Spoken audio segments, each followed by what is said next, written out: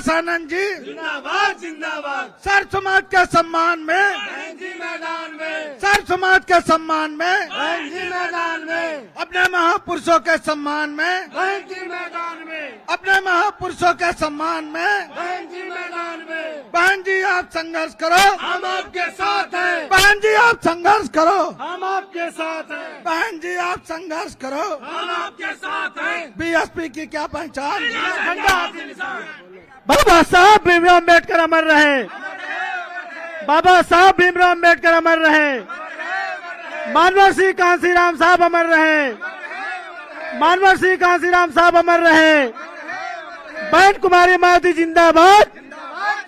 बहन कुमारी मायावती जी जिंदाबाद, बहुजन समाज पार्टी जिंदाबाद,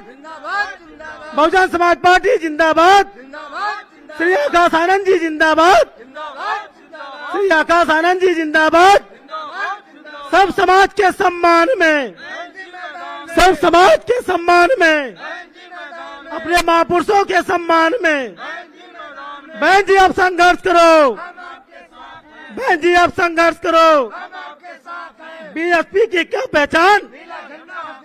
बीएसपी की क्या पहचान? बाबा साहब डॉक्टर भीमराव अम्बेडकर अमर रहे, बाबा साहब डॉक्टर भीमराव अम्बेडकर अमर रहे, मानवर सिंह कांसीराम साहब अमर रहे, मानवर सिंह कांसीराम साहब अमर रहे। बहन कुमारी मायावती जी जिंदाबाद, बहन कुमारी मायावती जी जिंदाबाद, श्री आकाश आनंद जी जिंदाबाद, श्री आकाश आनंद जी जिंदाबाद, बहुजन समाज पार्टी जिंदाबाद, बहुजन समाज पार्टी जिंदाबाद, बहुजन समाज पार्टी जिंदाबाद। सब समाज के सम्मान में, सब समाज के सम्मान में, अपने महापुरुषों के सम्मान में, अपने महापुरुषों के सम्मान में। बहन जी आप संघर्ष करो, बहन जी आप संघर्ष करो, हम आपके साथ हैं, बहन जी आप संघर्ष करो। हम आपके साथ हैं। बीएसपी की क्या पहचान? नीला झंडा हाथी निशान, बीएसपी की क्या पहचान? नीला झंडा हाथी निशान, बीएसपी की क्या पहचान? नीला झंडा हाथी निशान। बाबा साहब डॉक्टर भीमराव अम्बेडकर अमर रहे, अमर रहे, अमर रहे, बाबा साहब डॉक्टर भीमराव अम्बेडकर अमर रहे, अमर रहे, अमर रहे, मानवर सिंह कांसीराम साहब अमर रहे, अमर रहे, अमर रहे, मानवर सिंह कांसीराम साहब अमर रहे। अमर रहे, अमर रहे। बहुजन समाज पार्टी जिंदाबाद, जिंदाबाद जिंदाबाद, बहुजन समाज पार्टी जिंदाबाद, जिंदाबाद जिंदाबाद, बहुजन समाज पार्टी जिंदाबाद। जिंदाबाद जिंदाबाद, बहन कुमारी मायावती जी जिंदाबाद, जिंदाबाद जिंदाबाद, बहन कुमारी मायावती जी जिंदाबाद, जिंदाबाद जिंदाबाद, श्री आकाश आनंद जी जिंदाबाद। जिंदाबाद जिंदाबाद। सब समाज के सम्मान में, बहन जी मैदान में, सब समाज के सम्मान में, बहन जी मैदान में, सर्व समाज के सम्मान में, बहन जी मैदान में, अपने महापुरुषों के सम्मान में, बहन जी मैदान में। अपने महापुरुषों के सम्मान में। बाबा साहब अमर रहे, अमर रहे, अमर रहे, बाबा साहब अमर रहे, अमर रहे, मानवर श्री कांसीराम साहब अमर रहे, अमर रहे, अमर रहे, मानवर श्री कांसीराम साहब अमर रहे, अमर रहे, अमर रहे। बहन कुमारी मायावती जी जिंदाबाद, जिंदाबाद, बहन कुमारी मायावती जी जिंदाबाद, जिंदाबाद, बहुजन समाज पार्टी, जिंदाबाद, जिंदाबाद, बहुजन समाज पार्टी, जिंदाबाद, जिंदाबाद, श्री आकाश आनंद जी जिंदाबाद, जिंदाबाद, जिंदाबाद, श्री आकाश आनंद जी जिंदाबाद। जिंदाबाद, जिंदाबाद। सर्व समाज के सम्मान में, बहन जी मैदान में, सर्व समाज के सम्मान में, बहन जी मैदान में, अपने महापुरुषों के सम्मान में, बहन जी मैदान में, अपने महापुरुषों के सम्मान में। बहन जी मैदान में। बहन जी आप संघर्ष करो, हम आपके साथ हैं, बहन जी आप संघर्ष करो। हम आपके साथ हैं। बीएसपी की क्या पहचान? नीला झंडा हाथी निशान, बीएसपी की क्या पहचान? नीला झंडा हाथी निशान।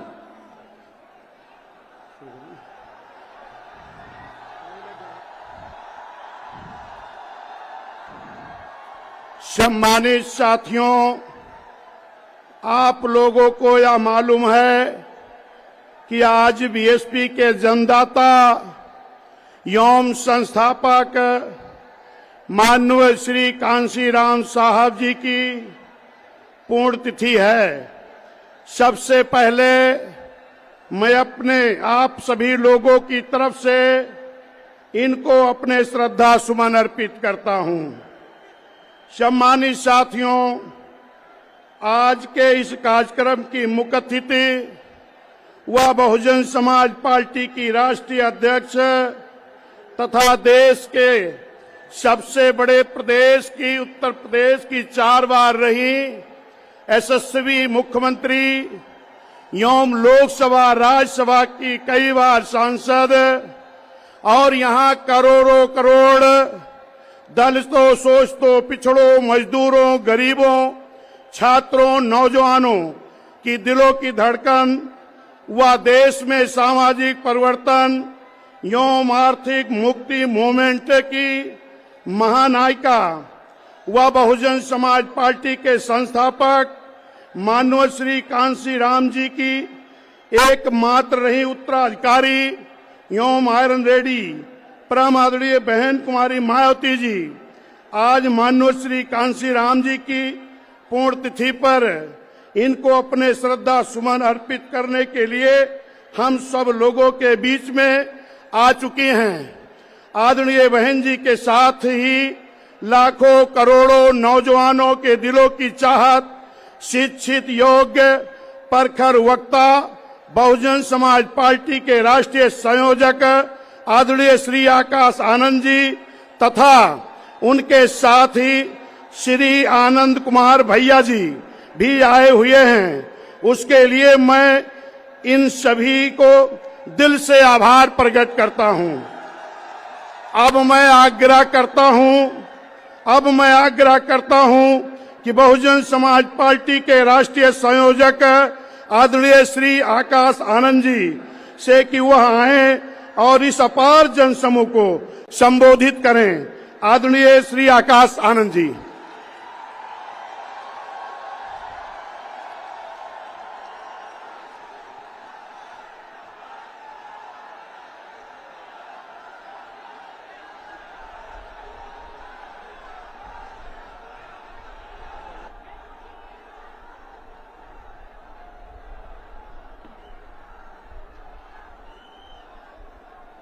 जय भीम।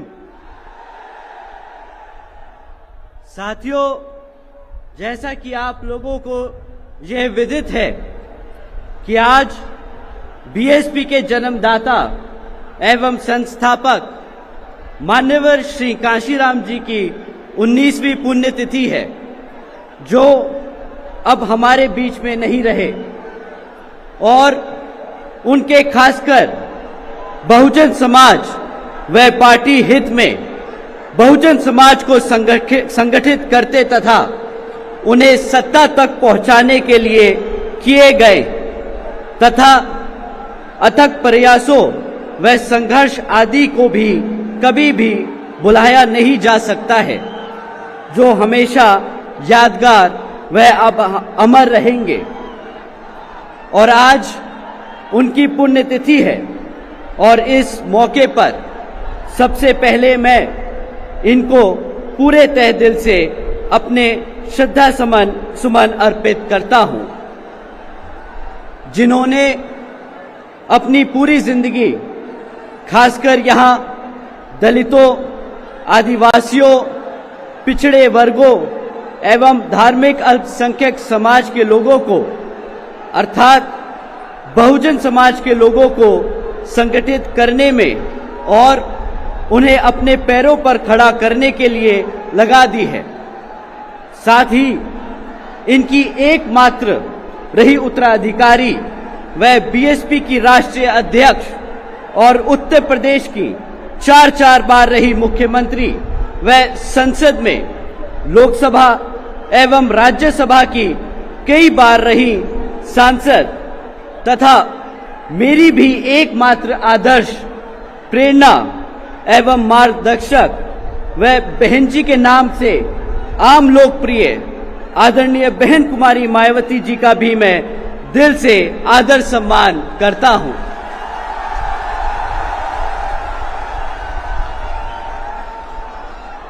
जिन्होंने मान्यवर श्री कांशीराम जी का हर दुख तकलीफ में पूरा साथ देकर तथा उनके व बाबा साहब डॉक्टर भीमराव अंबेडकर जी के भी बताए हुए रास्ते पर चलकर अपनी पूरी जिंदगी इस देश के करोड़ों दलितों, आदिवासियों, पिछड़े वर्गों एवं अन्य उपेक्षित वर्गों के लोगों को अपने पैरों पर खड़ा करने के लिए लगा दी है। और अभी भी आदरणीय बहन जी मान्यवर श्री कांशीराम जी के देहांत होने के बाद भी इनके अधूरे रहे कारवां को पूरा करने के लिए पूरे जी जान से लगी हुई हैं, जिसके लिए मेरे साथ साथ आप सभी लोग भी इनके बहुत बहुत आभारी हैं। साथ ही देश में समय समय पर दलित एवं अन्य पिछड़े वर्गों में जन्मे अपने महान संतों, गुरुओं वह महापुरुषों में भी खासकर महात्मा ज्योतिबा फूले जी,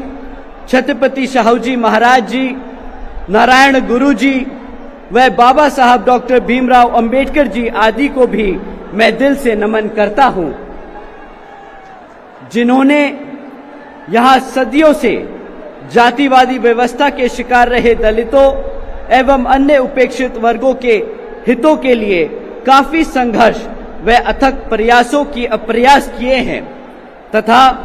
इन्हें स्वाभिमान के साथ जीने के लिए सही रास्ता भी दिखाया है। और इसके लिए इन सभी का मान्यवर श्री कांशीराम जी बहुत आदर सम्मान करते थे तथा इनके अधूरे रहे कारवां को भी इन्होंने काफी हद तक पूरा किया है। अर्थात में वे उनके बताए हुए रास्ते पर चलकर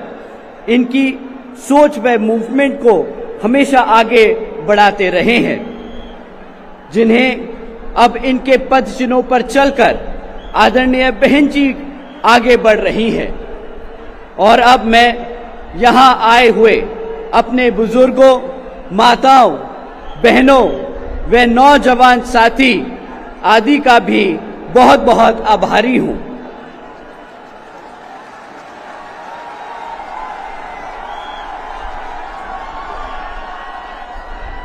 जो ये लोग मान्यवर श्री कांशीराम जी की पुण्यतिथि के मौके पर आज यहाँ लाखों लाखों की संख्या में पहुंचकर इनको अपने श्रद्धा सुमन अर्पित करने व आदरणीय बहन जी को भी सुनने के लिए यहाँ आज पहुंचे हैं। साथ ही आपकी आज यह आई अपार भीड़ को व उनके जोश को भी देखकर मुझे ऐसा लग रहा है कि इस बारी उत्तर प्रदेश में बीएसपी की 5वीं बार यहाँ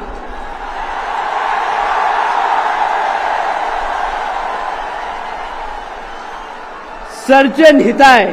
व सर्जन सुखाय की नीतियों पर एवं सिद्धांतों पर आधारित अपनी पार्टी की आदरणीय बहन कुमारी मायावती जी के नेतृत्व में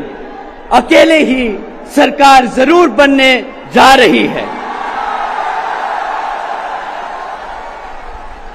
जिसकी अब इस समय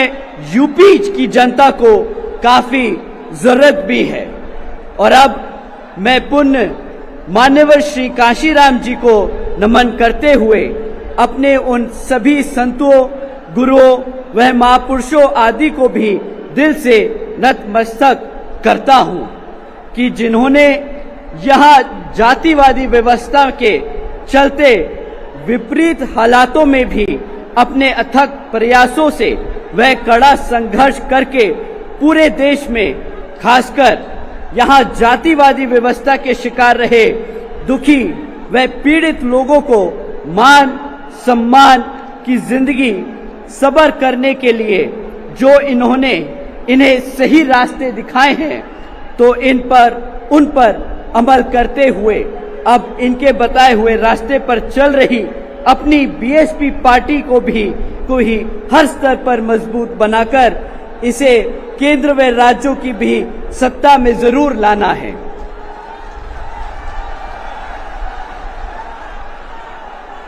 तभी फिर इन्हें बाबा साहब डॉक्टर भीमराव अंबेडकर जी द्वारा भारतीय संविधान में दिए गए कानूनी अधिकारों का व विशेषकर आरक्षण का भी सही से पूरा लाभ मिल सकता है। और यह आप सभी ने यहाँ यूपी में 4 बार अपनी पार्टी व आदरणीय बहन जी के नेतृत्व में बनी सरकार में काफी कुछ होते हुए देखा है। इसलिए अब इस बार फिर से यहाँ यूपी में अपनी पार्टी को सत्ता में जरूर लाना है।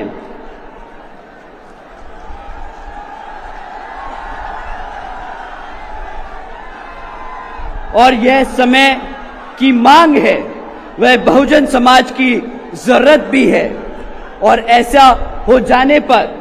फिर यही आज मान्यवर श्री कांशीराम जी के प्रति हम सबकी सच्ची श्रद्धा भी होगी। अंत में अब मैं पुण्य मान्यवर श्री कांशीराम जी को अपने श्रद्धा सुमन अर्पित करते हुए तथा आदरणीय बहन जी के नेतृत्व में अपनी पार्टी को मजबूत बनाने व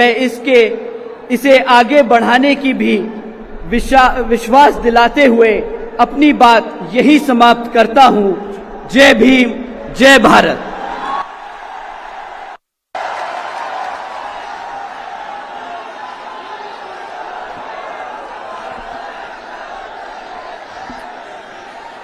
अब मैं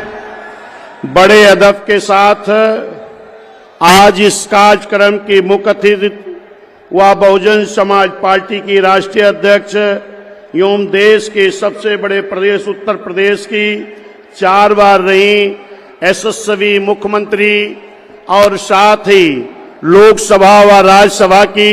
कई बार रही सम्मानित सांसद तथा देश में सामाजिक परिवर्तन एवं आर्थिक मुक्ति मूवमेंट की महानायिका बहुजन समाज पार्टी के संस्थापक एवं मसीहा माननीय श्री कांशीराम जी की एकमात्र रही उत्तराधिकारी व आयरन लेडी परम आदरणीय बहन जी अब उनके सम्मान में अपने विचार व्यक्त करेंगी तथा पार्टी व मूवमेंट के हित में भी कुछ दिशा निर्देश देंगी। आदरणीय माननीय बहन जी। बाबा साहब अमर रहे, बाबा साहब अमर रहे, माननीय श्री कांशीराम साहब अमर रहे, माननीय श्री कांशीराम साहब अमर रहे। बहन कुंवारी मायावती जी, बहन कुंवारी मायावती जी, बहुजन समाज पार्टी, बहुजन समाज पार्टी जिंदाबाद। श्री आकाश आनंद जी जिंदाबाद, श्री आकाश आनंद जी जिंदाबाद। सर्व समाज के सम्मान में, सर्व समाज के सम्मान में, अपने महापुरुषों के सम्मान में बहन जी।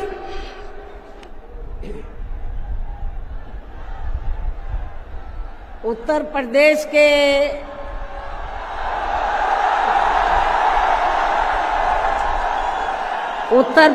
के कोने कोने से आए हुए पार्टी के सभी छोटे बड़े पदाधिकारी, जनप्रतिनिधि, नेता एवं कार्यकर्तागण, जैसा कि आप लोगों को ये विदित है कि आज बहुजन समाज पार्टी के जन्मदाता एवं संस्थापक मान्यवर श्री कांशीराम जी की 19वीं पुण्यतिथि है और आज के ही दिन उनका लंबी बीमारी के कारण देहांत हुआ था, जो अब हमारे बीच में नहीं रहे हैं। लेकिन बहुजन समाज के हित में इनका समर्पित रहा संपूर्ण जीवन हमारे लिए हमेशा यादगार व अमर रहेगा। ऐसे महान व्यक्तित्व को आज मेरे साथ साथ आप लोग भी अपार संख्या में अर्थात लाखों लाखों की संख्या में यहाँ यूपी की राजधानी लखनऊ में बीएसपी की रही सरकार द्वारा इनके सम्मान में निर्मित किए गए भव्य व अति विशाल मान्यवर श्री कांशीराम जी स्मारक स्थल पर इनको अपने श्रद्धा सुमन अर्पित करने के लिए पहुंचे हैं। हालांकि आप लोगों को ये भी मालूम है कि इनके सम्मान में बनाए गए इस स्थल के कुछ हिस्सों की समय से मरम्मत नहीं होने की वजह से आप लोग भी पिछले कुछ समय से यहाँ इनकी प्रतिमा पर अपने पुष्प अर्पित नहीं कर पा रहे थे, लेकिन अब यहाँ मरम्मत का अधिकांश कार्य पूरा हो जाने के बाद इस बार मेरे साथ साथ आप लोग भी भीड़ के मामले में अपना पिछला खुद का सभी रिकॉर्ड तोड़ते हुए भीड़ के मामले में अपना पिछला खुद का सभी रिकॉर्ड तोड़ते हुए यहाँ लाखों लाखों की संख्या में इस स्थल पर मान्यवर श्री कांशीराम जी को अपने श्रद्धा सुमन अर्पित करने के लिए पहुंचे हैं, जिसके लिए पार्टी आपकी बहुत बहुत आभारी है। साथ ही वर्तमान राज्य सरकार की भी बहुत बहुत आभारी है, और इसलिए आभारी है क्योंकि इस स्थल को देखने वाले लोगों के टिकटों का इकट्ठा हुआ पैसा पूर्व की रही सपा सरकार की तरह वर्तमान भाजपा की राज्य सरकार ने इसे दबाकर नहीं रखा है, बल्कि पार्टी के आग्रह करने पर इसकी मरम्मत करने पर पूरा खर्च किया है। इस संबंध में मैं आप लोगों को ये बताना चाहती हूँ, जब यूपी में हमारी सरकार थी और ये मान्यवर श्री कांशीराम जी के आदर सम्मान में ये जो विशाल स्मारक स्थल जब बनाया गया था, तो हमने उसी समय हमारी सरकार ने ये व्यवस्था की थी कि हम देखने वालों के लिए इस पर हम टिकट की व्यवस्था करेंगे, और इसका जो पैसा आएगा टिकट का तो वो किसी और मद पर खर्च नहीं किया जाएगा, बल्कि जितने भी उत्तर प्रदेश की राजधानी लखनऊ में जो स्मारक बने हैं, पार्क बने हैं, तो उनके रख रखाव पर खर्च किया जाएगा। तो ये हमने व्यवस्था की थी। लेकिन दुख की बात यह है कि जब वर्तमान भाजपा की सरकार से पहले यहाँ सपा की सरकार थी, तो सपा की सरकार ने उस टिकट के पैसे को दबा कर रखा, एक पैसा खर्च नहीं किया इनके रख रखाव पर, और हालत बड़ी जर्जर हो गई थी स्थलों की। यही नहीं, और भी स्थल थे, पार्क थे, उनकी हालत बड़ी खराब हो गई थी। तो तब मैंने उत्तर प्रदेश के मुख्यमंत्री जी को ये कहा, लिखित चिट्ठी के जरिए उनसे रिक्वेस्ट किया कि हम आपसे ये नहीं कहते कि दूसरे मद का पैसा आप इनके रख रखाव पर लगाओ, तो जो देखने वालों का टिकटों का पैसा काफी बड़ी तादाद में इकट्ठा हो गया है गवर्नमेंट के पास, उस पैसे को इनके रख रखाव पर लगाया जाए। तो उत्तर प्रदेश की वर्तमान भाजपा की सरकार ने इस मामले को दिखवाया पूरा, और उसके बाद उन्होंने हमें कमिट किया, प्रॉमिस किया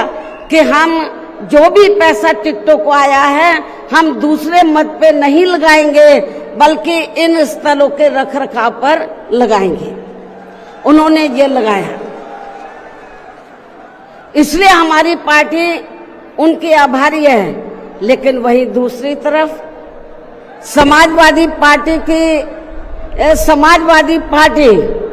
की जब यूपी में सरकार थी और ये स्थल बन चुके थे,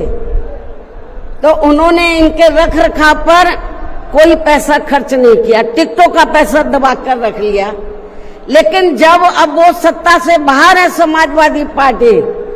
तो अभी 2-3 दिन पहले वो मीडिया में खबर छपवा रहे थे कि हम मान्यवर श्री कांशीराम जी के सम्मान में संगोष्ठी करेंगे। लेकिन जब वो सरकार में रहते हैं तो ना उन्हें पीडीए याद आता है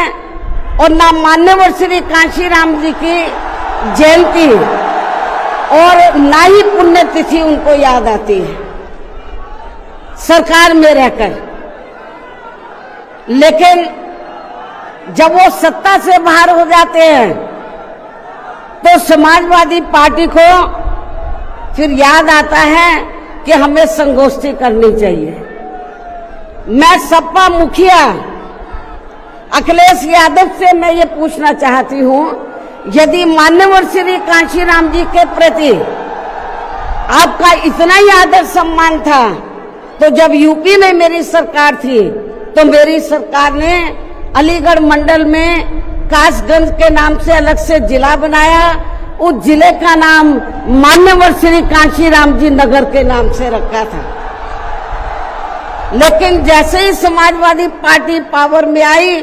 उन्होंने नाम बदल दिया। मान्यवर श्री कांशीराम जी के नाम पर हमने कॉलेज, यूनिवर्सिटी, अनेकों संस्थानों के नाम रखे, अनेकों संस्थानों के नाम रखे, जनहित की योजनाएं शुरू की। सारी के सारी अधिकांश जो बड़ी बड़ी योजनाएं थी वो सभी के सभी इन्होंने बंद कर दी समाजवादी पार्टी की सरकार ने। ये इनका दोगला या दोहरा चरित्र नहीं है तो क्या है? जब ये सत्ता में रहते हैं ना इनको पीडीए याद आता है और ना पीडीए के जो संत गुरु और महापुरुष है वो भी याद नहीं आते हैं। जब ये सत्ता से बाहर हो जाते हैं तब इनको हमारे संत गुरु और महापुरुष याद आते हैं। तो ऐसे दोगले लोगों से आप लोगों को बहुत ही सावधान रहने की जरूरत है। और अब मैं मान्यवर श्री कांशीराम जी जो पंजाब राज्य के एक मध्यम दलित परिवार में पैदा हुए हैं, तो इनके बारे में मैं ये कहना चाहूंगी कि इन्होंने भारतीय संविधान के मूल निर्माता एवं दलितों व अन्य उपेक्षित वर्गों के मसीहा परम पूज्य बाबा साहब डॉक्टर भीमराव अंबेडकर की मूवमेंट से व इनके कड़े संघर्ष एवं अथक प्रयासों से देश के खासकर करोड़ों दलितों, आदिवासियों, पिछड़े वर्गों, मुस्लिम व अन्य धार्मिक अल्पसंख्यक समाज के भी हित में भारतीय संविधान में दिए गए कानूनी अधिकारों से प्रेरित होकर तथा उनके बताए हुए रास्तों पर चलकर फिर अपनी पूरी जिंदगी इनके अधूरे रहे कारवां को मंजिल तक पहुंचाने के लिए समर्पित की है। और इसके लिए उन्होंने यानी कि मान्यवर श्री कांशीराम जी ने अपने माँ बाप, भाई बहन, रिश्ते नाते व सरकारी नौकरी आदि सभी त्याग कर बाबा साहब डॉक्टर भीमराव अंबेडकर जी के उस अधूरे रहे कारवां को पूरा करने के लिए लगा दी है, जो बाबा साहब ने यहाँ देश के करोड़ों दलितों एवं अन्य उपेक्षित वर्गों के लोगों को ये कही थी कि मैंने, बाबा साहब ने क्या कहा था कि मैंने अपने कड़े संघर्ष एवं अथक प्रयासों से इन वर्गों के लोगों को भारतीय संविधान में इन्हें संविधान के इन्हें स्वाभिमान के साथ जिंदगी व्यतीत करने व खुद अपने पैरों पर खड़े होने के लिए कानूनी अधिकार तो जरूर दिला दिए हैं, लेकिन उनका सही से पूरा लाभ लेने के लिए इन सभी वर्गों के लोगों को अर्थात बहुजन समाज के लोगों को आपस में एकजुट होकर व इन्हें अपने विशाल वोटों के जरिए यहाँ केंद्र एवं राज्यों की भी राजनीतिक सत्ता की मास्टर चाबी खुद अपने हाथों में लेनी होगी। ये परम पूज्य बाबा साहब डॉक्टर अंबेडकर ने कहा था, तभी फिर इनका वास्तव में सही से विकास व उत्थान आदि हो सकता है और तभी फिर ये लोग स्वाभिमान के साथ अपनी पूरी जिंदगी व्यतीत कर सकते हैं, क्योंकि इस मामले में बाबा साहब डॉक्टर भीमराव अंबेडकर जी का ये कहना था कि देश में राजनीतिक सत्ता वह एक ऐसी मास्टर चाबी है जिसके जरिए इन वर्गों के लोग अपनी सभी समस्याओं का समाधान खुद कर सकते हैं। साथ ही ये लोग भी यहाँ अन्य वर्गों की तरह पूरे आत्मसम्मान व स्वाभिमान के साथ अपनी खुशहाल जिंदगी व्यतीत कर सकते हैं और इसके लिए बाबा साहब डॉक्टर भीमराव अंबेडकर जी ने इन वर्गों के लोगों को जो भी रास्ते दिखाए तो वे उनके जीते जी तो पूरे नहीं हो सके थे, जिन्हें फिर उनके देहांत के बाद उन रास्तों पर चलने व उनके इस अधूरे रहे कारवां को मंजिल तक पहुंचाने के लिए मान्यवर श्री कांशीराम जी ने अनेकों कष्ट झेलकर अपनी पूरी जिंदगी लगा दी है और वे अपने जीते जी इस मकसद में काफी हद तक कामयाब भी हुए हैं और खासकर इन्होंने यहाँ आबादी के हिसाब से देश के सबसे बड़े प्रदेश उत्तर प्रदेश में अपनी पार्टी के नेतृत्व में कई बार सरकार बनाकर वह उत्तर प्रदेश सहित नजदीक के लगे राज्यों में भी पार्टी के कुछ सांसद व विधायक आदि भी जिताकर बाबा साहब के कारवां को काफी हद तक आगे बढ़ाया है। इतना ही नहीं बल्कि मान्यवर श्री कांशीराम जी के देहांत होने से पहले उनकी ये दिली तमन्ना थी कि जहां आबादी के हिसाब से देश के सबसे बड़े प्रदेश उत्तर प्रदेश में जहां दलितों एवं अन्य उपेक्षित वर्गों के लोगों की कुल मिलाकर आबादी काफी ज्यादा है, तो इन्हें यहाँ एकजुट होकर अकेले ही अपनी पार्टी की पूर्ण बहुमत की सरकार बनानी होगी। ये मान्यवर श्री कांशीराम जी की उनके देहांत होने से पहले ये दिली तमन्ना थी। तभी फिर इन वर्गों के लोग यहाँ हर मामले में व हर स्तर पर पूरे स्वाभिमान के साथ अपनी जिंदगी व्यतीत कर सकते हैं, जिनसे प्रेरित होकर फिर अन्य राज्यों में भी इन वर्गों के लोग खुद अपने पैरों पर खड़े हो सकते हैं। तभी फिर यहाँ बाबा साहब का काफी हद तक अधूरा रहा सपना जरूर साकार हो सकता है। लेकिन दुख की बात यह है कि मान्यवर श्री कांशीराम जी के जीते जी तो इनका ये सपना साकार नहीं हो सका था, जिसे फिर इनके देहांत के बाद सन 2007 में इनकी एकमात्र रही उत्तराधिकारी व पार्टी की राष्ट्रीय अध्यक्ष ने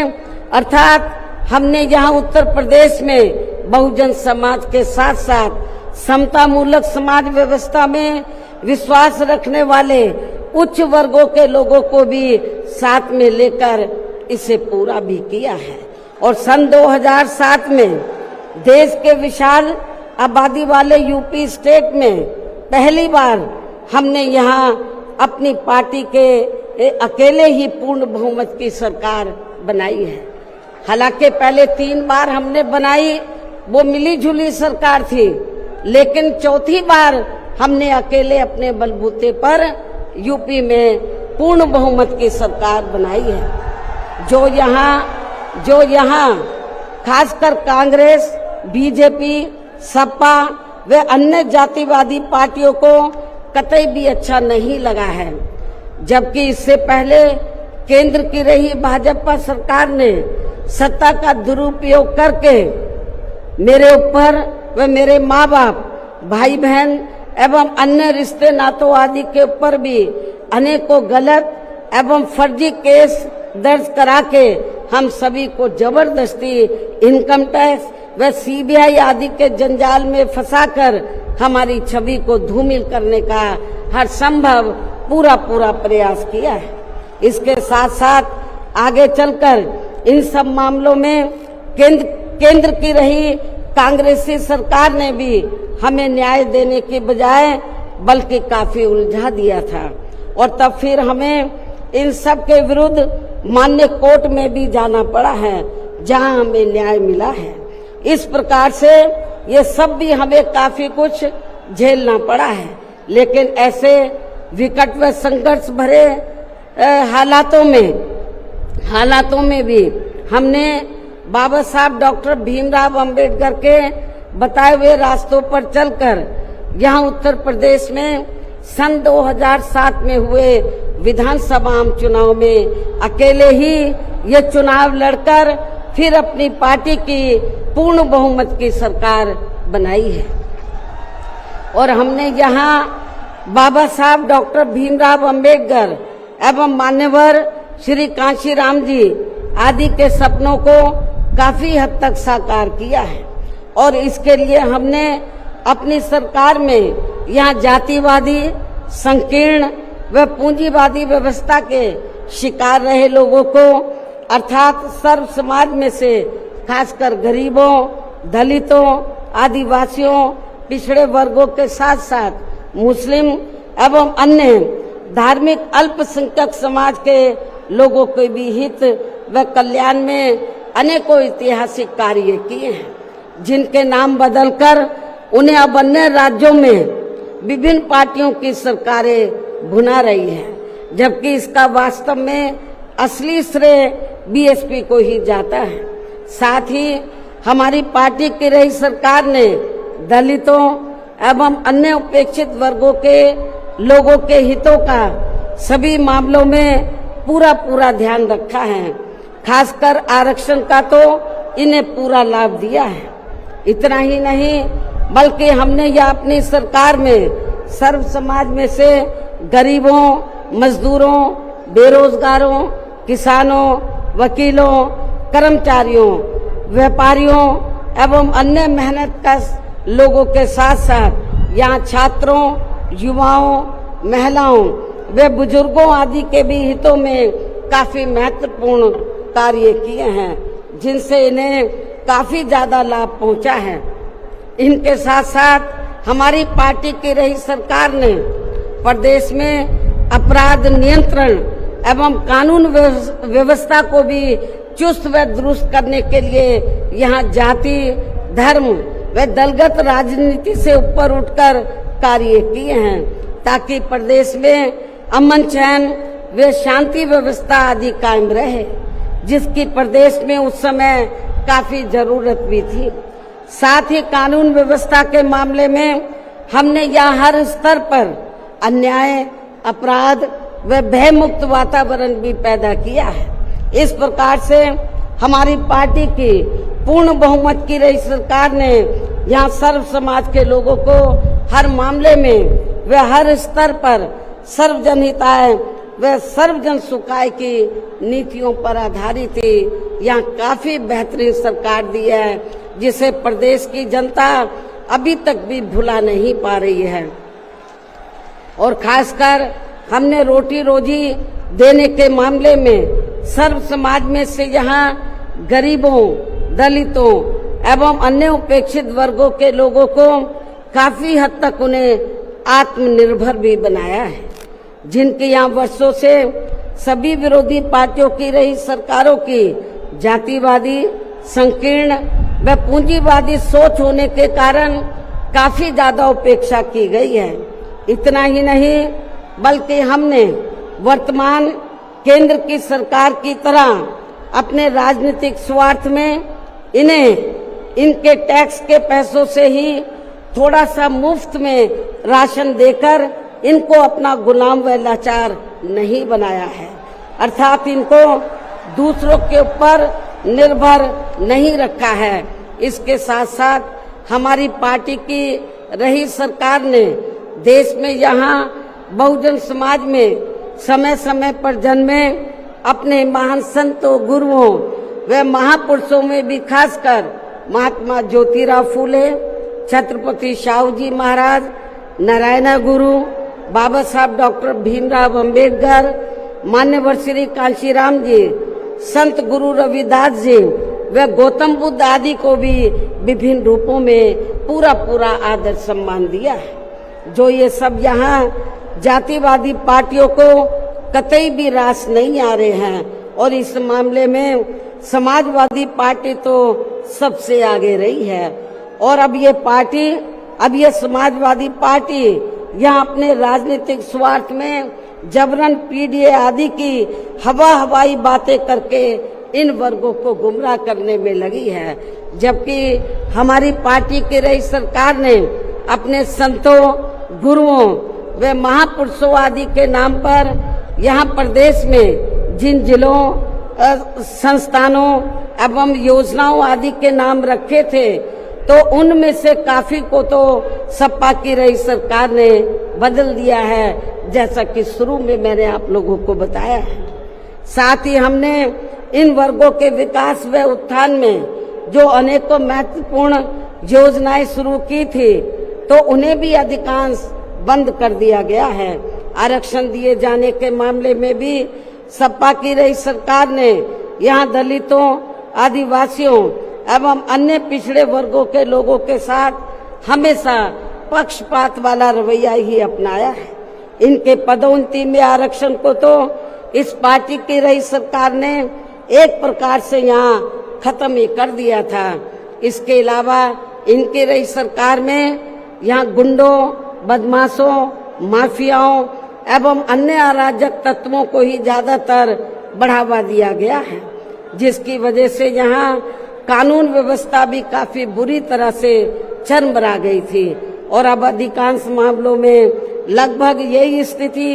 हमें यह वर्तमान बीजेपी की सरकार में भी देखने के लिए मिल रही है, जबकि आजादी के बाद इनसे पहले यहाँ शुरू में काफी वर्षों तक कांग्रेस पार्टी के रहे शासनकाल में तो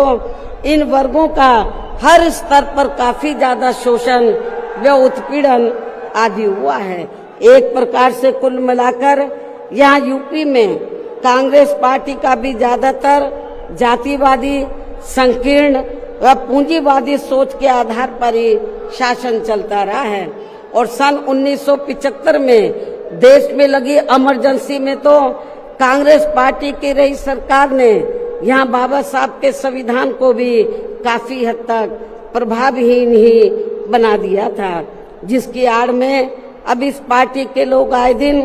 किस्म किस्म की नाटकबाजी करते रहते हैं। संविधान को हाथ में लेकर किस्म किस्म की नाटकबाजी करते रहते हैं। इसके साथ साथ कांग्रेस पार्टी ने हर प्रकार के हथकंडे इस्तेमाल करके बाबा साहब डॉक्टर भीमराव अंबेडकर को संसद में भी चुनकर नहीं जाने दिया था। इसके अलावा केंद्र में इसी कांग्रेस पार्टी की रही सरकार ने भारतीय संविधान के मूल निर्माता एवं उपेक्षित वर्गों के मसीहा परम पूज्य बाबा साहब डॉक्टर भीमराव अंबेडकर को भारत रत्न की उपाधि से भी सम्मानित नहीं किया था। इसके बाद फिर इनकी मूवमेंट को आगे गति देने वाले मान्यवर श्री कांशीराम जी को भी उनके देहांत के बाद केंद्र में रही इसी कांग्रेस पार्टी की सरकार ने इनके सम्मान में एक दिन के लिए भी राष्ट्रीय शोक घोषित नहीं किया था। इसी प्रकार समाजवादी पार्टी की भी सरकार ने एक दिन के लिए भी राष्ट्रीय शोक घोषित नहीं किया था। साथ ही इन्होंने देश में पिछड़े वर्गों की आरक्षण संबंधी मंडल कमीशन की रिपोर्ट को भी लागू नहीं किया था, जिसे फिर बीएसपी के अथक प्रयासों से श्री बीपी सिंह जी की रही सरकार में ही लागू किया गया था। इसके साथ साथ उसी समय ही बाबा साहब डॉक्टर भीमराव अंबेडकर जी को भी भारत रत्न की उपाधि से सम्मानित किया गया था। इसी प्रकार अब बीजेपी व अन्य जातिवादी पार्टियों के भी शासनकाल में इन वर्गों का शोषण व उत्पीड़न आदि होना अभी तक भी बंद नहीं हुआ है। इसके अलावा इनकी सरकारों में भी जनता को लुभाने के लिए आए दिन घोषणाएं, शिलान्यास व उद्घाटन आदि तो काफी किए जाते हैं, लेकिन इनसे भी जनता को कोई खास लाभ मिलने वाला नहीं है, क्योंकि ये कागजी व हवाई ज्यादा और जमीनी हकीकत में बहुत कम होते हैं। ऐसी स्थिति में आप लोगों को पूरे देश में सर्वजन हिताय व सर्वजन सुखाय की नीतियों पर आधारित ही अपनी पार्टी को ही हर मामले में मजबूत बनाकर इसे केंद्र एवं राज्यों की भी सत्ता में लाना बहुत जरूरी है। और अब पार्टी के लोगों को यहाँ उत्तर प्रदेश सहित देश के अन्य जिन भी राज्यों में कुछ समय के बाद जो एक साथ विधानसभा के आम चुनाव होने वाले हैं, तो उनको वहां भी ऐसी सभी विरोधी पार्टियों को सत्ता में आने से जरूर रोकना है। और खासकर यहाँ यूपी में तो इनको अपनी पार्टी बीएसपी की ही फिर से अकेले पूर्ण बहुमत की सरकार बनाना बहुत जरूरी है, जिसे यहाँ कांग्रेस, बीजेपी, सपा व अन्य सभी विरोधी पार्टियां किस्म किस्म के षड्यंत्र व हथकंडे आदि इस्तेमाल करके इसे रोकने का हर संभव पूरा प्रयास करेगी। और इस संदर्भ में वैसे आप लोगों को ये मालूम है कि सन 2007 में यूपी में बीएसपी की ही अकेले ही पूर्ण बहुमत की सरकार बनने के बाद फिर बीएसपी की सर्वजन हिताय व सर्वजन सुखाय की रही कार्यशैली से पूरे देश में बीएसपी के बढ़ते हुए प्रभाव को देखकर फिर यहाँ सभी जातिवादी, संकीर्ण व पूंजीवादी पार्टियों ने अंदर अंदर आपस में एकजुट होकर अपनी पार्टी को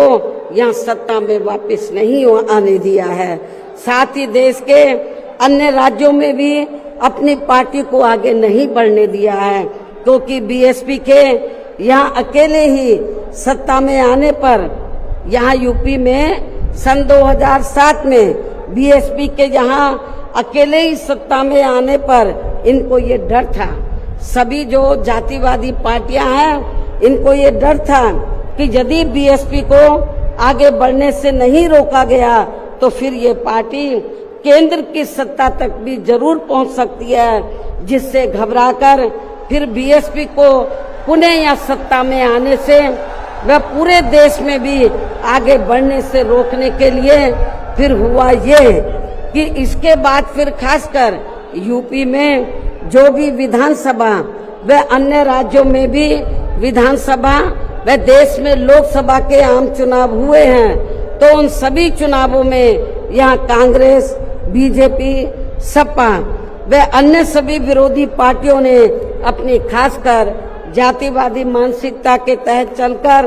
वे अंदर अंदर आपस में एकजुट होकर तथा किस्म किस्म के हथकंडे इस्तेमाल करके फिर बीएसपी को इन्होंने कामयाब नहीं होने दिया। सारी जातिवादी पार्टियां अंदर अंदर एक हो गई थी। एक होकर इन्होंने जहां जहां बीएसपी जीत रही थी तो वहां इनको हराया, जो विरोधियों के कैंडिडेट जीत रहे थे उनको इन्होंने अपना वोट ट्रांसफर कराया। इसके साथ ही फिर बाकी रही से कमी ईवीएम में की गई धांधली के जरिए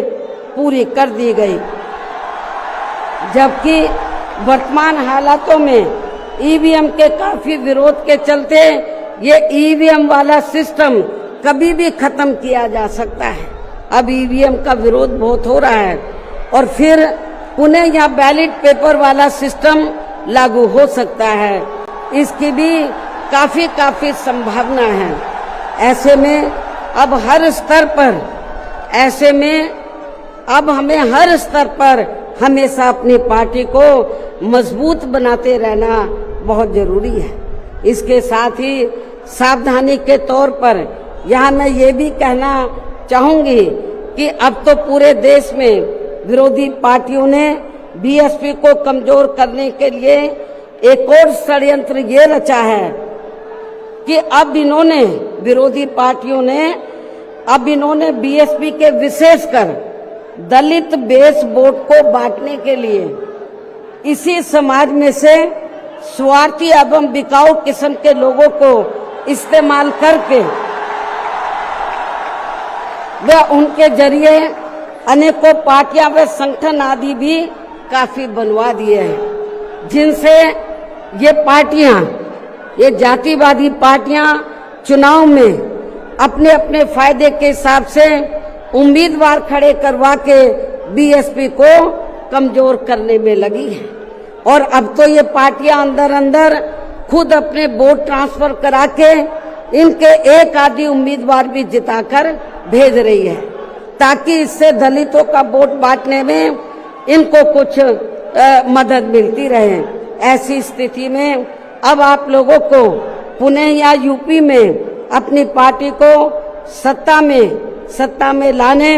व अभी हाल ही में बिहार प्रदेश में होने वाले विधानसभा आम चुनाव में तथा आगे चलकर अन्य और राज्यों में भी विधानसभा व देश में लोकसभा के होने वाले आम चुनाव में भी अपनी पार्टी का बेहतर रिजल्ट लाने के लिए ऐसे सभी स्वार्थी एवं बिकाऊ दलित संगठनों व पार्टियों को अपने यार दोस्त, जात बिरादरी व रिश्ते नाते आदि के चक्कर में भी पड़कर अब इनको अपना एक भी वोट देकर खराब नहीं करना है, वरना फिर इसका पूरा लाभ यहाँ विरोधी पार्टियों को ही मिलता रहेगा। जिसे भी खास ध्यान में रखकर अब हर छोटे बड़े चुनाव में आप लोगों को अपना एक भी वोट ऐसे सभी स्वार्थी एवं बिकाऊ पार्टियों एवं संगठनों आदि को नहीं देना है, बल्कि अपनी एकमात्र हितैषी पार्टी बीएसपी को ही देना है, ताकि बीएसपी फिर से अपना बेहतर रिजल्ट लाकर पुणे या यूपी की सत्ता में वापस हो सके तथा देश के अन्य सभी राज्यों में भी पार्टी पुणे आगे बढ़ सके। और इसके लिए विरोधी पार्टियों के ऐसे अनेकों और भी सभी हथकंडों से अपनी पार्टी के लोगों को जरूर सावधान रहना है। इसके अलावा पार्टी के लोगों को सचेत करने के उद्देश्य से यहाँ मैं ये भी कहना चाहूंगी कि पिछले कुछ समय से दुनिया के अनेकों देश किसी न किसी मुद्दे को लेकर हुए बवाल व हिंसा आदि से काफी ग्रसित रहे हैं और ये सिलसिला अभी भी जारी है। लेकिन अपने भारत देश को भी जैसे इसका कुछ नजला लगना शुरू ही हुआ था तो उसे फिर तुरंत में ही केंद्र व संबंधित राज्य सरकारों ने सख्ती से निपटा है, जिससे केंद्र व सभी राज्य सरकारों को आगे भी काफी सतर्क रहना होगा। इतना ही नहीं बल्कि देश में आम जनहित के मुद्दों पर आवाज उठाने की बजाय जो पिछले कुछ समय से यहाँ स्वार्थी व शरारती तत्व एक दूसरे के देवी देवता, खुदा व धर्म आदि को लेकर तथा इन पर आए दिन नए नए मुद्दों को निकालकर देश में बवाल व हिंसा आदि पैदा करने की कोशिश में लगे रहते हैं और फिर इनकी आड़ में राजनीति करते हैं। ये भी देश हित में ठीक नहीं है, जबकि इन सब मामलों में सभी को भारतीय संविधान के मुताबिक चलना चाहिए। साथ ही सभी धर्मों का पूरा आदर सम्मान भी करना चाहिए और इनके सदियों से चले आ रहे धार्मिक नियम, मान्यताएं व परंपराएं आदि में भी किसी को दखल देना उचित नहीं है और ना ही इनकी आड़ में आई लव आदि की कोई राजनीति नहीं करनी चाहिए। इसके अलावा जहां तक पिछले दिनों जम्मू कश्मीर के पर्यटक स्थल पहलगांव में हुई आतंकी घटना का सवाल है, जिसमें काफी महिलाओं के सिंदूर उजड़ गए थे, तो ये अत्यंत ही दुखद व चिंता की बात है। हालांकि इस घटना को होने से रोका जा सकता था, बशर्ते यदि उस समय सरकार द्वारा इस पर्यटक स्थल पर सुरक्षा का उचित प्रबंध किया होता, जो नहीं किया गया था। साथ ही हमारी विदेश नीति भी हमेशा देश व जनहित में ही होनी चाहिए। और इस मामले में अभी हाल ही में अमेरिका द्वारा लगाए गए भारी टैरिफ से भी केंद्र सरकार को काफी सचेत रहने की जरूरत है। और इसी परिप्रेक्ष्य में इन्होंने स्वदेशी उत्पाद को बढ़ावा देने पर जोर देकर जो देश को आत्मनिर्भर बनाने की बात कही है, तो ये हवाई ना होकर बल्कि जमीनी हकीकत में भी लोगों को होता हुआ नजर आना चाहिए, जिसका फिर हमारी पार्टी भी जरूर स्वागत करेगी। और अब इन सब बातों को मद्देनजर रखते हुए पूरे देश में अपनी पार्टी को हर स्तर पर मजबूत बनाना व इसे आगे बढ़ाना भी बहुत जरूरी है। और खासकर इस बार यूपी में बीएसपी की अकेले ही पूर्ण बहुमत की यहाँ सरकार जरूर बनाना है। और ये इसलिए भी बहुत जरूरी है क्योंकि बीएसपी के सत्ता से हटने के बाद जब से यहाँ सपा व बीजेपी की सरकार बनी है, तो तब से यहाँ पूर्व की रही कांग्रेसी सरकार की तरह ही इनकी भी सरकारों में सर्व समाज में से खासकर यहाँ गरीबों, दलितों एवं अन्य पिछड़े वर्गों के लोगों का सही से विकास व उत्थान आदि नहीं हो पा रहा है। और अब इनमें गरीबी एवं बेरोजगारी आदि काफी ज्यादा बढ़ गई है। साथ ही इनके ऊपर हो रही जुल्म जाति आदि भी काफी चरम सीमा पर पहुंच चुकी है। इनकी बहन बेटियां भी अधिकांश सुरक्षित नहीं रही है। इसके साथ ही इन वर्गों के लोगों को यहाँ आरक्षण का भी सही से पूरा लाभ नहीं मिल पा रहा है। हालांकि इस संबंध में आप लोगों को ये मालूम है कि इनके आरक्षण को लेकर अभी तक जितने भी मान्य कोर्ट के फैसले आए हैं, तो उनकी सभी जातिवादी पार्टियों की रही सरकारों ने सही से पैरवी नहीं की है, जिससे अब इनको आरक्षण का बहुत कम ही लाभ मिल पा रहा है। और इस मामले में यहाँ मैं ये भी कहना चाहूंगी कि बीएसपी के अथक प्रयासों से देश में एससी व एसटी वर्गों के सरकारी नौकरियों में पदोन्नति में आरक्षण को प्रभावी बनाने के लिए जब केंद्र की रही कांग्रेसी सरकार में संवैधानिक संशोधन विधेयक संसद में लाया गया था, तो तब उसे कांग्रेस पार्टी ने बीजेपी व अन्य आरक्षण विरोधी पार्टियों की अंदरूनी मिलीभगत से पास तक भी नहीं होने दिया था, जो अभी तक भी संसद में लटका पड़ा है। जबकि समाजवादी पार्टी के सांसदों ने तो इस बिल को ही संसद में फाड़ दिया था। इतनी ज्यादा इस पार्टी को इनके पदोन्नति में आरक्षण दिए जाने को लेकर इस बिल से इनको जबरदस्त एलर्जी थी, नफरत थी। ऐसे में अब आप ही ये बताएं, क्या ऐसी स्थिति में कांग्रेस, बीजेपी व सपा आदि जैसी इन जातिवादी पार्टियों में यहाँ खासकर अपने दलितों एवं अन्य उपेक्षित वर्गों के लोगों का सही से विकास व उत्थान आदि हो सकता है? मैं समझती हूँ कतई भी संभव नहीं है। इसके अलावा इन्हीं की तरह यह उत्तर प्रदेश सहित पूरे देश में मुस्लिम एवं अन्य धार्मिक अल्पसंख्यक समाज के लोगों का भी सही से विकास व उत्थान आदि होना तो बहुत दूर की बात रही, बल्कि अब तो इनका जान माल व मजहब आदि भी पूरे तौर से सुरक्षित नहीं रहा है। इनकी सच्चर कमेटी की रिपोर्ट भी दरकिनारी कर दी गई है। अपर कास्ट समाज में से गरीब लोगों की तथा विभिन्न क्षेत्रों में लगे लोगों की भी स्थिति हमें कोई खास अच्छी नजर नहीं आ रही है। वैसे भी इन सब मामलों में केंद्र व राज्य सरकारों के भी अधिकांश कार्य सरकारी फाइलों में ही सिमट कर रह जाते हैं, ये भी छिपा नहीं है। कानून व्यवस्था भी यूपी सहित पूरे देश में कोई खास अच्छी नहीं है। हर प्रकार के अपराध भी काफी बढ़ रहे हैं। ऐसे में ये विरोधी पार्टियां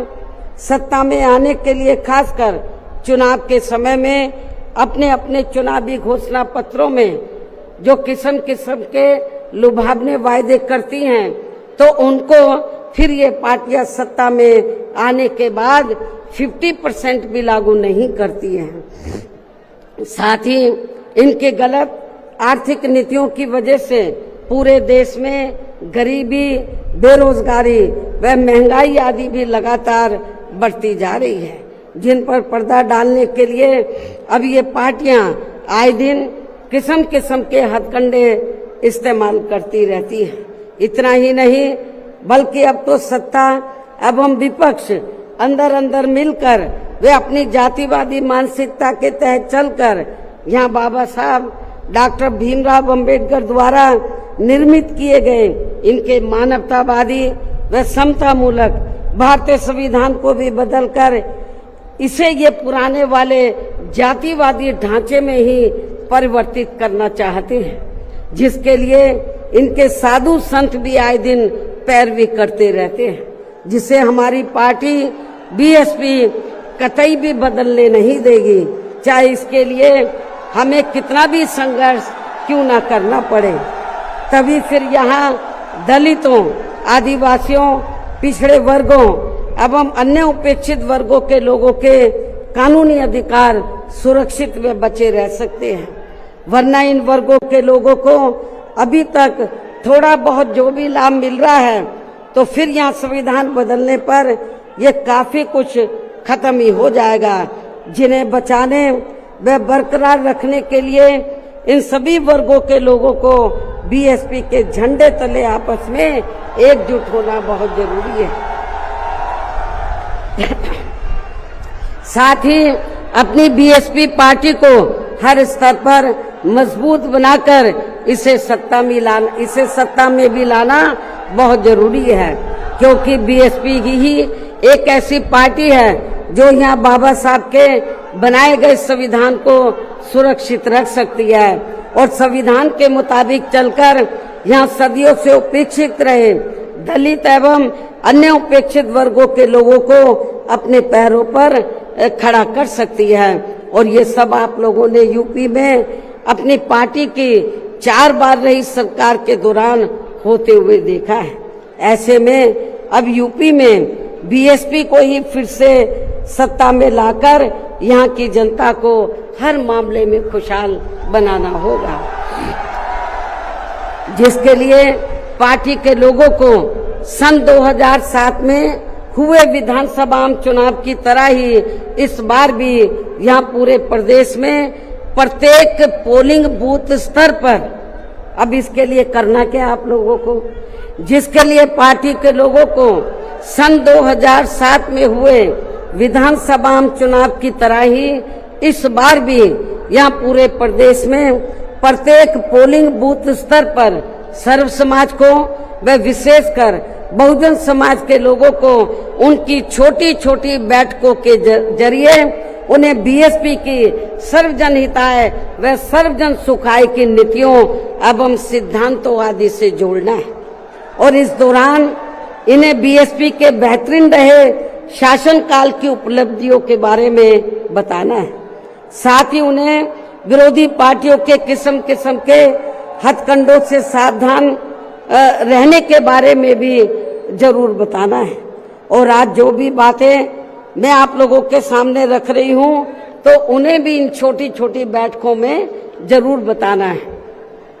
और यदि पार्टी के लोग मेरी इन सब बातों पर सही से अमल कर लेते हैं, तो फिर इस बार अपनी पार्टी के हाथों में यहाँ सत्ता जरूर आ जाएगी। इसके अलावा जहां तक अपनी पार्टी के लिए अकेले चुनाव लड़ने का सवाल है, आप लोग ध्यान से सुने मेरी बात। इसके अलावा जहां तक अपनी पार्टी के लिए अकेले चुनाव लड़ने का सवाल है, तो इसके बारे में भी यहाँ मैं अपनी पार्टी के अब तक के रहे अनुभवों को ध्यान में रखकर ये बताना जरूरी समझती हूँ कि देश के अन्य प्रदेशों की तरह खासकर यहाँ यूपी में जब भी हमारी पार्टी ने विधानसभा का आम चुनाव गठबंधन करके लड़ा है, तो तब फिर हमारी पार्टी को कोई विशेष लाभ नहीं हुआ है, क्योंकि हमारी पार्टी का जो वोट है, हमारी पार्टी का वोट तो गठबंधन वाली पार्टी को एक तरफा ट्रांसफर हो जाता है, लेकिन उनका जातिवादी मानसिकता की वजह से विशेषकर अपर कास्ट समाज का वोट बीएसपी के उम्मीदवारों को ट्रांसफर नहीं हो पाता है। और वास्तव में यही सही और हकीकत भी है, जिससे फिर हमारी पार्टी के उम्मीदवार भी बहुत कम जीत पाते हैं तथा पार्टी का वोट प्रतिशत भी काफी कम हो जाता है। इसके साथ ही गठबंधन की सरकार बनने पर अपनी पार्टी के नेतृत्व में बनी ये सरकार समय से पहले ही गिर जाती है। जब हम गठबंधन करके चाहे चुनाव लड़ें, वोट प्रतिशत भी कम होता है, सरकार बनाए तो समय से पहले ही गिर जाती है। जैसे सन 1993 में बीएसपी ने सपा से गठबंधन करके यहाँ यूपी में विधानसभा का आम चुनाव लड़ा था, तो पार्टी केवल 67 सीटें ही जीत पाई थी। उसके बाद फिर 1996 में पार्टी ने कांग्रेस पार्टी से गठबंधन करके यहाँ विधानसभा का आम चुनाव लड़ा था, तो तब फिर पार्टी केवल 67 सीटें ही जीत पाई थी। पहले भी 67, उसके बाद में भी 67। और जब सन 2002 में पार्टी ने यूपी विधानसभा का आम चुनाव अकेले लड़ा था, तो तब पार्टी लगभग 100 सीटें जीत गई थी सन 2002 में, जिसमें पार्टी के 2 जीते हुए आजाद उम्मीदवार भी शामिल हैं, जिनको किन्हीं कारणवश सिंबल समय से नहीं मिल पाया था। और फिर इससे पार्टी के लोगों का काफी मनोबल भी बढ़ा था। लेकिन यहाँ खास ध्यान देने की बात यह है कि पार्टी इन तीनों बार गठबंधन की बनी सरकार में अपना कभी भी समय पूरा नहीं कर पाई। हमने तीनों बार जब गठबंधन करके सरकार बनाई तो कभी भी अपना समय पूरा नहीं कर पाई है, अर्थात समय से पहले ही गिर गई है। आप रिकॉर्ड उठाकर देख लो। इसके बाद सन 2007 में पार्टी ने फिर से अकेले यहाँ यूपी में विधानसभा का आम चुनाव लड़ा था, तो तब फिर अपनी पार्टी 200 से ऊपर सीटें जीत गई थी। और फिर हमने यहाँ यूपी में पहली बार पूरे 5 साल के लिए अकेले ही अपनी पार्टी की पूर्ण बहुमत की सरकार बनाई थी। और इस दौरान हमने सर्व समाज के हित में काफी ऐतिहासिक कार्य किए थे। ऐसे में पार्टी द्वारा गठबंधन करके चुनाव लड़ने से या फिर गठबंधन की सरकार बनाने से भी यहाँ सर्व समाज में से खासकर गरीबों एवं बहुजन समाज के लोगों का सही से विकास व उत्थान आदि नहीं हो सकता है। इसलिए इस बार यहाँ यूपी विधानसभा के होने वाले आम चुनाव में अब तक के रहे अनुभवों के मुताबिक हमारी पार्टी ने सन 2007 की तरह ही अकेले चुनाव लड़ने का फैसला लिया है। वैसे मुझे ये पूरा भरोसा है कि आज के कार्यक्रम में अपने खुद के पिछले सभी रिकॉर्ड तोड़ते हुए उम्मीद से कई गुना ज्यादा लाखों की संख्या में आई ये अपार भीड़ इस बार यहाँ यूपी में होने वाले विधानसभा आम चुनाव में अपनी पार्टी को सत्ता में जरूर लाएगी। और इसके लिए अभी से ही पार्टी के लोगों को यहाँ विरोधी पार्टियों के पुराने व नए सभी षड्यंत्रों व हथकंडों आदि से सावधानी बरतते हुए अपनी पार्टी के जनाधार को बड़े पैमाने पर बढ़ाना है। साथ ही हर स्तर पर पार्टी को मजबूत भी बनाना है। विरोधियों की अफवाहों से भी पार्टी के लोगों को जरूर सचेत रखना है। और इस संबंध में इसका ताजा हथकंडा ये है कि इन्होंने आज के 9 अक्टूबर के कार्यक्रम के घोषित होते ही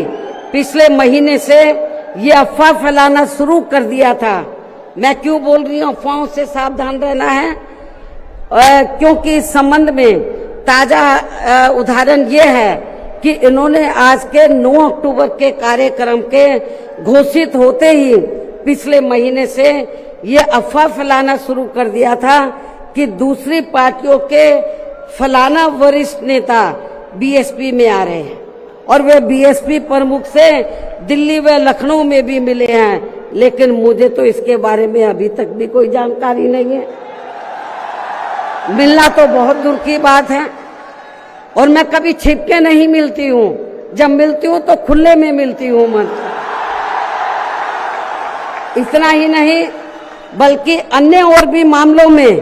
किस्म किस्म की गलत, झूठी व तथ्यहीन खबरें एवं अफवाहें आदि फैलाने के लिए भी यहाँ विरोधी लोग सोशल मीडिया, जातिवादी मानसिकता वाले टीवी चैनल एवं प्रिंट मीडिया आदि का भी काफी दुरुपयोग व गलत इस्तेमाल कर सकते हैं। जबकि विरोधी लोग सन 2007 में भी ऐसी अफवाहें फैलाते रहे हैं, लेकिन उस समय हमारे लोगों के गुमराह ना होने की वजह से फिर अपनी पार्टी की यहाँ अकेले ही पूर्ण बहुमत की सरकार बन गई थी। और यदि पार्टी के लोग इस बार भी चुनाव में वोट पड़ने तक या किसी भी मामले में गुमराह नहीं होते हैं तो फिर इस बार हमारी पार्टी की पुनः या पूर्ण बहुमत की सरकार जरूर बन जाएगी। वैसे मुझे पूरी उम्मीद है कि पार्टी के लोग मेरी इन सब बातों पर सही से अमल करके इस बार अपनी पार्टी बीएसपी को ही अकेले यहाँ सत्ता में जरूर लाएंगे और अपनी बहन जी को 5वीं बार यूपी का मुख्यमंत्री भी जरूर बनाएंगे। और आज ये लाखों की तादाद में आई अपार भीड़ व उनका जोश व उत्साह भी इस बात के काफी कुछ संकेत दे रहा है। जिनको यहाँ दूसरी पार्टियों की तरह ये जो लाखों की संख्या में लोग आए हैं तो इनको यहाँ दूसरी पार्टियों की तरह मजदूरी देकर दिहाड़ी पर नहीं लाया गया है, बल्कि ये लोग अपने खून पसीने की कमाई के पैसों से ही खुद चलकर आज के अपने 9 अक्टूबर के प्रोग्राम में मुझे सुनने के लिए आए, जिन्होंने भीड़ के मामले में आज अपने खुद के भी अपने पिछले सभी रिकॉर्ड तोड़ दिए हैं। और अब मैं यहाँ आप लोगों को ये भी विश्वास दिलाना चाहती हूँ, जब इस बार बीएसपी की पुनः यहाँ पूर्ण बहुमत की सरकार बन जाएगी तो तब फिर हमारी पार्टी की बनी ये सरकार यहाँ पिछली रही सपा सरकार ने व वर्तमान में चल रही बीजेपी की भी सरकार ने, जो इन्होंने अपनी जातिवादी, संकीर्ण व पूंजीवादी मानसिकता के तहत चलकर काफी नए नियम व कानून आदि बना दिए हैं, तो उनकी जरूर समीक्षा की जाएगी। और इनमें से जो भी नियम व कानून आदि सर्वजन हिताय व सर्वजन सुखाय की नीतियों एवं सिद्धांतों आदि से जुड़े नहीं होंगे तो उन्हें फिर सर समाज के हित में जरूर बदल दिया जाएगा। इसके साथ साथ बीएसपी की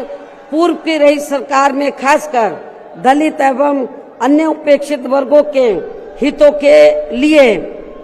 लिए लिए गए फैसलों को जो इनकी सरकारों ने काफी बदल दिए हैं, तो उन्हें भी यहाँ फिर से पुरानी वाली स्थिति में ही लाया जाएगा, अर्थात उन्हें बहाल कर दिया जाएगा। इसके अलावा सपा व बीजेपी की सरकार ने भी प्रदेश व जनहित के विरुद्ध जाकर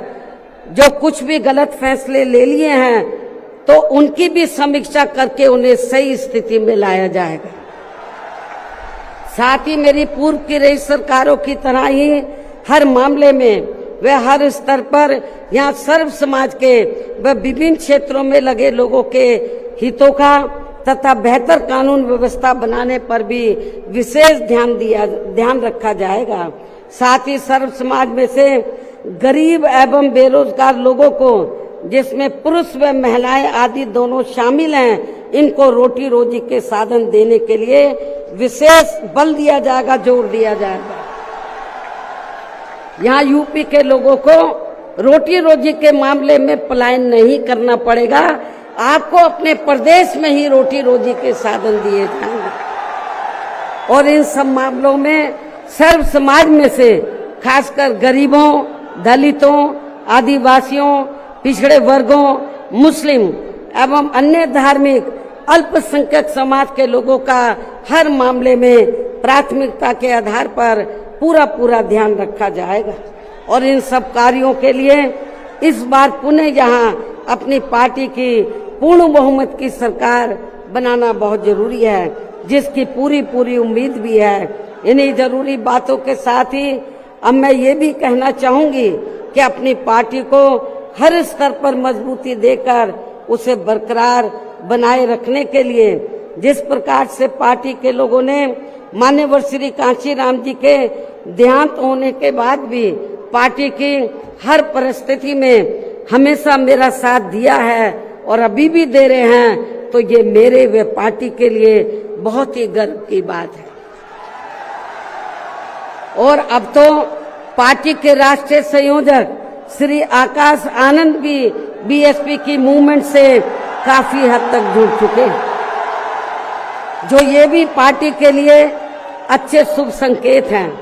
और अब ये यानी कि आकाश आनंद मेरे मार्गदर्शन व दिशा निर्देशन में अपनी पूरी लगन एवं मेहनत के साथ पार्टी को मजबूती देने में व पार्टी के जनाधार को भी बढ़ाने में पूरे जी जान से लगे, जिससे पार्टी के लोगों में आए दिन इनके प्रति काफी लगाव व उत्साह भी बढ़ा है। ये भी पार्टी हित में अच्छी बात है, जिसे ध्यान में रखकर अब मेरा इनके बारे में, आकाश आनंद के बारे में ये कहना है कि जिस प्रकार से पूरे देश में पार्टी के लोग माननीय श्री कांशीराम जी के जीते जी और उनके देहांत के बाद भी हर परिस्थिति में मेरे साथ खड़े रहे हैं, तो मैं भी ये चाहूंगी उसी प्रकार से पार्टी के लोग श्री आकाश आनंद के साथ भी हमेशा खड़े रहेंगे और इनका हर परिस्थिति में पूरा साथ भी जरूर देंगे। वैसे इस मामले में इनके पिता श्री आनंद कुमार भी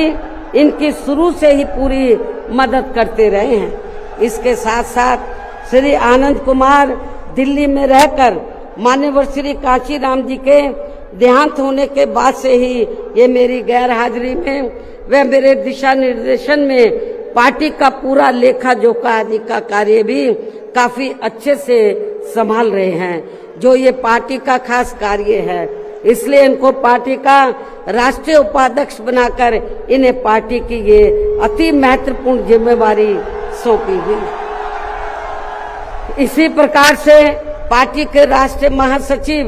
श्री एससी मिश्रा जी को भी हमने पार्टी का लीगल व मीडिया का तथा अपने खुद के समाज को भी, अपने खुद के ब्राह्मण समाज को भी पार्टी में जोड़ने का ये विशेष कार्य सौंपा हुआ है, जिसे ये मेरे दिशा निर्देशन में अपनी जिम्मेवारी को सही से निभा रहे हैं। हालांकि इनके बेटे श्री कपिल मिश्रा ने भी आज के कार्यक्रम में यह फ्री मेडिकल मदद देने की भी व्यवस्था की है, जो इनका ये कार्य पार्टी के प्रति इनके सेवा भाव को भी काफी कुछ दर्शाता है। पार्टी के हमारे विधायक श्री उमा शंकर सिंह जी भी पार्टी व मूवमेंट के हित में हमेशा मददगार व सक्रिय रहते हैं तथा इनको भी अपने खुद के समाज को पार्टी में जोड़ने की एक खास जिम्मेवारी सौंपी हुई है, जिससे ये पूरी ईमानदारी व निष्ठा से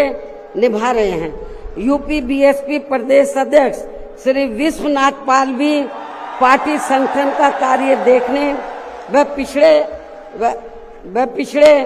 वर्गों को जोड़ने के साथ साथ ये पूरे प्रदेश में जहां जहां भी बहुजन समाज के लोगों पर जुल्म जाति आदि होती है तो वहां ये मेरे दिशा निर्देशन में जाकर उन्हें न्याय दिलवाने का भी पूरा प्रयास करते हैं। ये इनका पार्टी हित में अभी तक काफी सराहनीय कार्य चल रहा है। इसके अलावा आज के कार्यक्रम की सही व्यवस्था करने में लखनऊ जिला व मंडल यूनिट ने भी अपनी अहम भूमिका निभाई है। श्री जमील अख्तर प्रदेश कार्यालय से जुड़े लोगों ने भी आज के इस कार्यक्रम को सफल बनवाने में कोई कमी नहीं छोड़ी है और ये सभी लोग भी बधाई के पात्र हैं। साथ ही प्रदेश के सभी छोटे बड़े पदाधिकारियों एवं कार्यकर्ताओं आदि की भी कड़ी मेहनत मेन कमाल आप लोगों का है, जिनको अब मेन कमाल आप लोगों का है। साथ ही प्रदेश के सभी छोटे बड़े पदाधिकारियों एवं कार्यकर्ताओं आदि की भी कड़ी मेहनत व उनके अथक प्रयासों से आज मान्यवर श्री कांशीराम जी की पुण्यतिथि के कार्यक्रम में पूरे उत्तर प्रदेश के कोने कोने से लाखों की संख्या में पार्टी के जो लोग इनको अपने श्रद्धा सुमन अर्पित करने तथा मुझे भी सुनने के लिए यहाँ आए हैं। साथ ही आपके पड़ोसी राज्य उत्तराखंड स्टेट से भी पार्टी के कुछ लोग आपके यहाँ इस कार्यक्रम से काफी कुछ सीखने के लिए आए हुए हैं, तो उन सभी का भी मैं दिल से धन्यवाद अदा करती हूँ। हालांकि हमने कोई बाहर के लोगों को इधर नहीं बुलाया है, वो चोरी से अपने आप ही आ गए पूरे देश से और छिपकर कहीं बैठे हुए हैं कि बहन जी कहीं नाराज ना हो जाए। लेकिन मैं नाराज नहीं हो रही, आप लोगों ने आप आ भी गए हैं, आपका भी मैं थैंक्स अदा करती हूँ। लेकिन अब आप लोगों को अपने राज्यों में जाकर यहाँ जो कुछ मैंने बोला है उन सब बातों पर अमल करते हुए तो आप लोगों को पार्टी के जनाधार को आगे बढ़ाना है। तो जिन्होंने बहुत, क्योंकि जो भी लोग हैं तो बहुत कुछ यहाँ सीखने के लिए आए हैं। वो किस लिए आए हैं? वर्कर है थोड़े से बेचारे थोड़े कि जब बहन जी हमारे स्टेट में आएगी तो हम लोग भी यूपी से पीछे नहीं रहेंगे, हम लोग भी बड़ा प्रोग्राम करके दिखाएंगे। तो जिन्होंने पूर्व की तरह ही यानी कि पूरे यूपी से जो बड़ी तादाद में लोग आए हैं तो इनको मैंने जैसे आपको बताया दूसरी पार्टियों की तरह हम लोग दिहाड़ी पे नहीं लाए हैं, मजदूरी पे। ये लोग अपने खुद के पैसों से चलकर यहाँ लाखों की संख्या में पहुंचकर वे भीड़ लाने के मामले में भी अपने खुद के ही पिछले सभी रिकॉर्ड तोड़ते हुए इस बार मान्यवर श्री कांशीराम जी के पुण्यतिथि के कार्यक्रम को ऐतिहासिक व जबरदस्त कामयाब बनाया है। साथ ही देश के अन्य सभी राज्यों में भी आज मान्यवर श्री कांशीराम जी की पुण्यतिथि के विभिन्न स्तर पर किए गए कार्यक्रम भी काफी कामयाब रहे हैं। उनकी भी पार्टी बहुत आभारी है। अंत में अब मैं पार्टी के लोगों को ये भी भरोसा दिलाना चाहती हूँ, इस बार यूपी में बीएसपी की 5वीं बार सरकार बनाने के लिए आप सभी लोगों के साथ साथ मैं भी हर स्तर पर अपनी पूरी ताकत लगा दूंगी, कोई कभी छोड़ूंगी नहीं। और इसके लिए इस बार मैं कोई कमी छोड़ूंगी नहीं, ये मेरा आज पार्टी के लोगों को वायदा भी है। और अब मैं पुनः अपनी तरफ से व उत्तर प्रदेश सहित पूरे देश में पार्टी के सभी लोगों की तरफ से भी मान्यवर श्री कांशीराम जी को आज उनकी 19वीं पुण्यतिथि के मौके पर पूरे तहे दिल से अपने श्रद्धा सुमन अर्पित करते हुए अपनी बात यहीं समाप्त करती हूँ। धन्यवाद। जय भीम व जय भारत।